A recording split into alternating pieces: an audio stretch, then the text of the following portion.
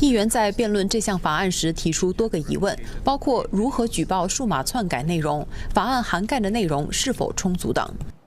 在这项法案中，其中一个不受禁令约束的是那些在家庭群组以及私人沟通方式所传达的信息。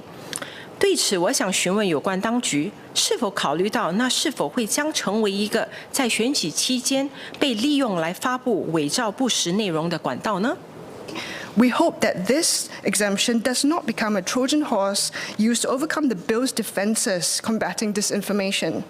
This is because disinformation often spreads rapidly through private channels. It is also not a secret that modern communication platforms have blurred the lines between private and public spaces. Chat groups on WhatsApp and Telegram with very large memberships that anyone can freely join should not be considered private or domestic communication. If prohibited content is circulated in these open groups, the RO will assess if action should be taken. 也有议员关注法案规定的禁令时限，以及对深度伪造内容的定义等。There is the issue of determining what qualifies as realistic enough representation to be considered misleading.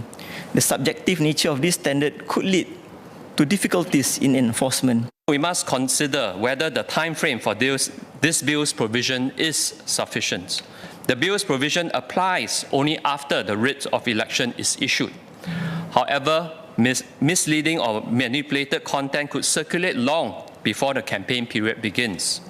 During the election, there are processes in place to monitor for and minimize the risk of election interference that can arise from the spread of prohibited online election advertising.